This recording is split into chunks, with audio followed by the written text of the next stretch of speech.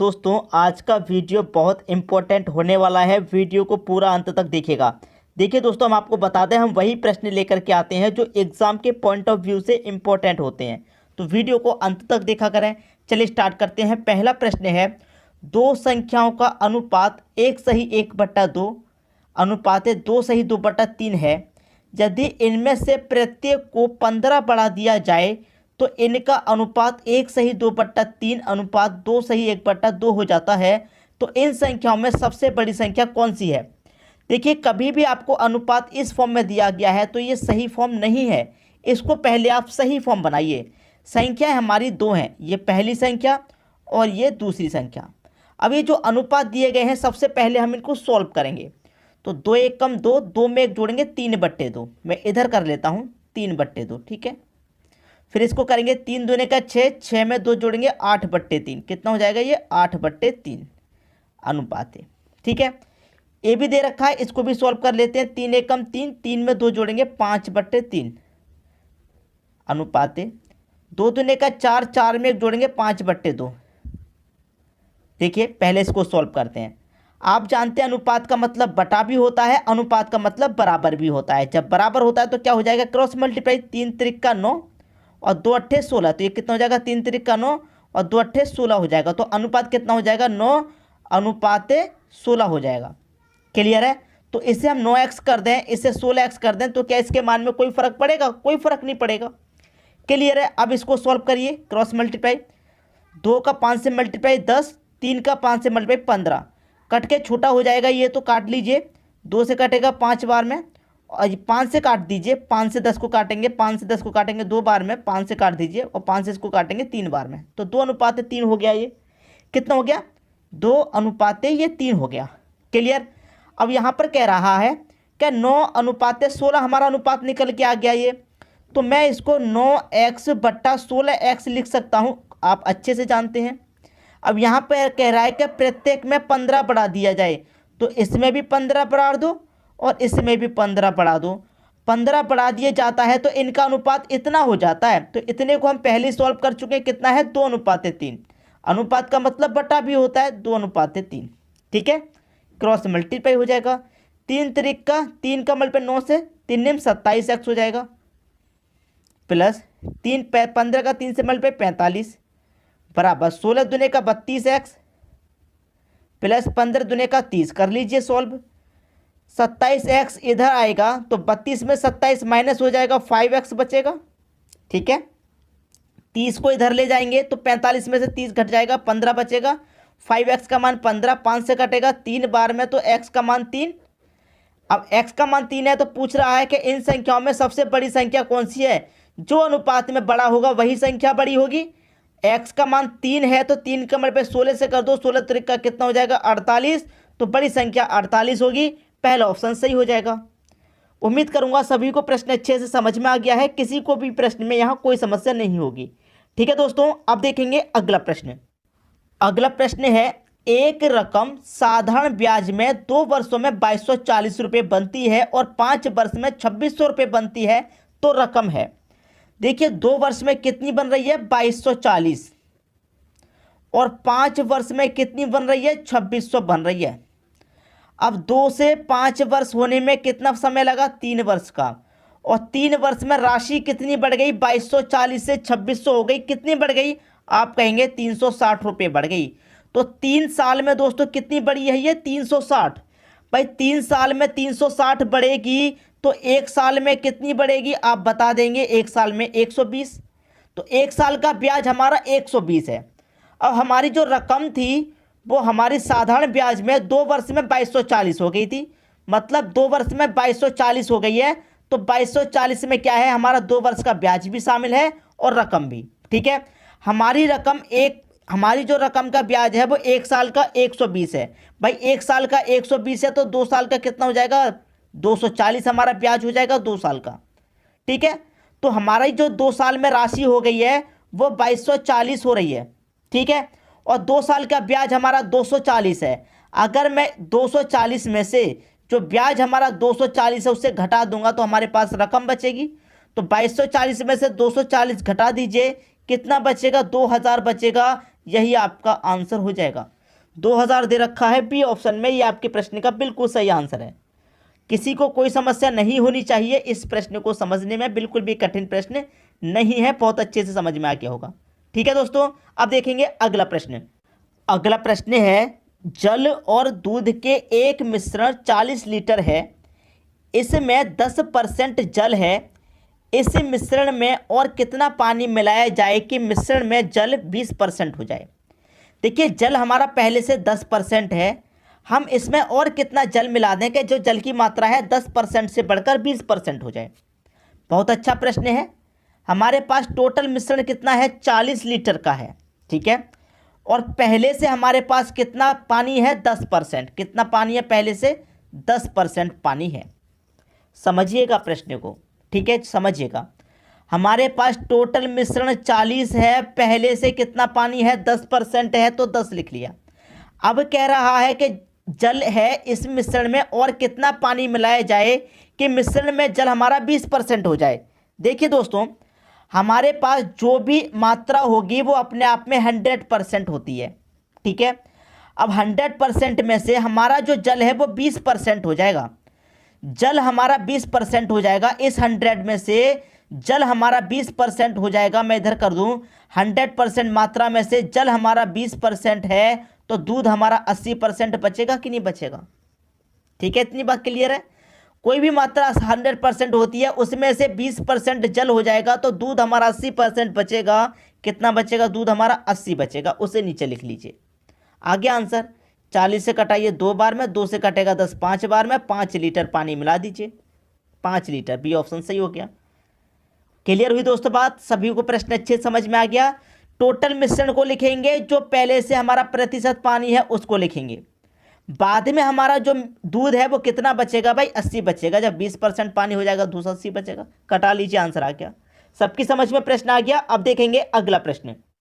अगला प्रश्न है, यदि किसी संख्या को 133 से विभाजित किया जाता है तो शेष 21 बचता है। यदि उस संख्या को 19 से विभाजित किया जाए तो शेष क्या बचेगा। नंबर सिस्टम का ये प्रश्न बहुत बार रिपीट होते हैं एग्जाम में, लेकिन कठिन बिल्कुल भी नहीं है। 3 संख्या होती हैं, पहली संख्या 133 है, दूसरी संख्या 21 है और तीसरी संख्या 19 है। बिना सोचे समझे कर दीजिए बस प्रश्न को। क्या कह रहा है कि 19 से विभाजित किया जाए तो शेष क्या बचेगा। तो 19 से हमें विभाजित किस में करना है, इसमें करना है, 21 में। कर दीजिए, 21 में विभाजित करेंगे 19 से, 19 से कम 19, 2 शेष बचेगा। हमेशा याद रखिएगा, कभी कभी कहता है कि उसके वर्ग को तो वर्ग करेंगे, लेकिन तीसरी संख्या का डिवाइड करेंगे दूसरी में। वर्ग कहेगा तो इसका वर्ग करेंगे, तब डिवाइड करेंगे। ऐसे चलता है ये प्रश्न। आप पहले से जानते होंगे, बिल्कुल भी मुश्किल तो है नहीं, आप पहले से भी जानते होंगे, रिवीजन हो गया होगा। अब देखेंगे अगला प्रश्न। अगला प्रश्न है, किसी 2 अंकों की संख्या एवं संख्या के अंकों को परस्पर बदलने से प्राप्त संख्या का योग 110 है, तो संख्या ज्ञात करो जबकि उसके अंकों का अंतर 4 है। अंकों का अंतर 4। तो सबसे पहले ऑप्शन में हमको एक हिंट मिलेगी कि किन संख्याओं का अंतर 4 है। भाई 3 का और 8 का अंतर तो 4 होता नहीं है, तो पहला ऑप्शन गलत। 7 का और 3 का अंतर 4 होता है, बिल्कुल सही। 4 और 8 का अंतर 4 होता है, बिल्कुल सही। 8 और 4 का अंतर 4 होता है। तो 3 ऑप्शन हमारे ऐसे हैं जिनका अंतर 4 है। अब प्रश्न को पढ़ लेते हैं, आंसर आ जाएगा। यहाँ पर कह रहा है किसी 2 अंकों की संख्या, तो सबसे पहले तो हमारा बी है जिसका अंतर 4 है, तो इसी को ले लेते हैं। 2 अंकों की संख्या हमारी कितनी है, 73। 2 अंकों की संख्या एवं संख्या के अंकों को परस्पर बदलने से, संख्या के अंकों को हम बदल देंगे, तो बदल देंगे तो 3 पहले आ जाएगा, 7 बाद में। बदलने से प्राप्त संख्या का योग 110 है। भाई प्राप्त संख्या का योग कितना है, 110। 3 और 7 10 का 0 कैरी का 1, 7 और 3 10 कैरी का 1 कितना हो जाएगा, 11। मतलब 110 है, और 110 आ गया। 110 है तो संख्या का ज्ञात करो जबकि उसके अंकों का अंतर 4 है। भाई सभी कंडीशन को फॉलो कर रही है ये 73 एक ऐसी संख्या है जिनका अंतर 4 है, और अंकों को आप परस्पर बदलते हैं तो योग हमारा 110 भी आ जाता है। तो वो संख्या हमारी कौन सी है, बी है, मतलब 73। ये आपका आंसर आ गया। दूसरा ऑप्शन ले हम, 48। अंकों को बदलें, 8 पहले आ जाएगा, 4 बाद में। योग करें, 4 और 8 12 का 2। भाई 110 आना चाहिए, तो 110 में तो एक अंक 0 है, यहाँ तो 2 आ रहा, तो ये तो वैसे भी गलत हो गया। इसको करेंगे हम 84 को, बदलेंगे संख्या बदल के, 4 और 8 12 का 2 ही आएगा यहाँ पर, जबकि 0 आना चाहिए इकाई अंक में, तो ये भी गलत। तो बी ऑप्शन आपके प्रश्न का यहाँ पर बिल्कुल सही आंसर है। किसी को कोई समस्या नहीं। अब देखेंगे अगला प्रश्न। अगला प्रश्न है, एक दुकान में पेंसिल, पेन तथा कॉपी 10, 2, 3 के अनुपात में हैं। यदि दुकान में 120 पेंसिल हैं तो कॉपी संख्या ज्ञात करें। कॉपी कितनी है ये बताना है। 3 चीज़ें हैं दुकान में, पेंसिल, पेन और कॉपी, ठीक है। इनका अनुपात भी आपको दे रखा 10:2:3 ये आपको दिया गया है। यहाँ पर कह रहा है कि दुकान में 120 पेंसिल हैं। दुकान में कितनी पेंसिल हैं? 120। अब यहाँ अनुपात में कितनी पेंसिल हैं? 10। अनुपात में 10 हैं और दुकान में कितनी है? 120 हैं। तो 10 बराबर कितना? 120। भाई जब 10 बराबर 120 तो 1 बराबर कितना? 12 आएगा। 1 बराबर 12 तभी तो 10 बराबर 120। अब 1 बराबर 12 तो 12 का मल्टीप्लाई 10 से कर दो 120, 12 का मल्टीप्लाई 2 से कर दो 12 दूने का 24 और 12 तिरे का कितना? 36। सभी की संख्या निकल के आ गई। आपसे पूछेगा प्रश्न में कि कॉपी की संख्या कितनी है। भाई कॉपी की संख्या हम निकाल चुके हैं पहले ही, 36 है, पहला ऑप्शन सही। पेन की संख्या पूछेगा तो 24 है। पेंसिल की संख्या 120 है, ये आपको पहले से दिया गया, अगर पूछेगा तब भी आप बता देंगे 120 है। तो इस प्रश्न में भी कोई समस्या नहीं होगी। अब देखेंगे अगला प्रश्न। अगला प्रश्न है, एक व्यक्ति धारा के विपरीत 40 किलोमीटर की दूरी 8 घंटे में तय करता है तथा धारा की दिशा में 36 किलोमीटर की दूरी 6 घंटे में तय करता है, तो धारा की गति क्या है? देखिए प्रश्न को अच्छे से समझिएगा। मैं पहले ही बता देता हूं आपको कि मैं मिक्स क्वेश्चन लेकर के आता हूं ताकि सभी चैप्टर की थोड़ी थोड़ी जानकारी आपको हो जाए। अब इस चैप्टर से ये प्रश्न मैंने लिया है और इस प्रश्न को सीखने के बाद आप अधिकतर इस तरह के प्रश्नों को बना पाएंगे। देखिए सबसे पहले मैं तो आपको थोड़ी जानकारी दे दूं। प्रश्न में नाप कहा गया है, नाप, उसको आप एक्स से डिनोट करेंगे, धारा को वाई से डिनोट करेंगे, ठीक है। अगर धारा की दिशा में कहा जाए, धारा की दिशा में नाप बह रही है इस तरीके से, तो धारा की दिशा में अगर कहा जाएगा तो आप x प्लस वाई लेंगे। और धारा के विपरीत कहा जाएगा, धारा के विपरीत कहा जाएगा तो आप x माइनस वाई लेंगे। क्लियर है? नाप को x, धारा को y। अगर धारा की दिशा में तो x प्लस वाई और धारा के विपरीत तो x माइनस वाई। क्लियर है? अब देखिए प्रश्न क्या कह रहा है। एक व्यक्ति धारा के विपरीत, देखिए मैंने आपको नाप को x से डिनोट किया है। अब नाप भी हो सकती है, व्यक्ति भी जा सकता है, तो नाप या व्यक्ति कोई अलग अलग तो है नहीं। नाप जा रही है, नाप में व्यक्ति ही जाएगा, तो व्यक्ति कहा गया तो उसे भी x से डिनोट करेंगे। तो क्लियर है। एक व्यक्ति धारा के विपरीत 40 किलोमीटर, विपरीत की बात कहा है, धारा के विपरीत, और मैंने कहा धारा के विपरीत अगर कहा जाए तो x minus Y, x minus Y लेंगे। क्लियर? बराबर कितना, कितनी दूरी है? 40 किलोमीटर की दूरी है, कितने समय में तय कर रहा है? 8 घंटे में। 8 × 25 40। x माइनस वाई कितना निकल के आया? 5। फिर कह रहा है कि धारा की दिशा में, दिशा में कहेगा तो क्या लेंगे? पहले ही बता चुका हूं, x प्लस वाई लेंगे। धारा की दिशा में कितना है? 36। कितने घंटे में? 6 घंटे में। 6 × 36, 6 घंटा निकल के आ गया। तो धारा की गति ज्ञात करें। धारा की गति, गति मतलब चाल पता करनी है आपको।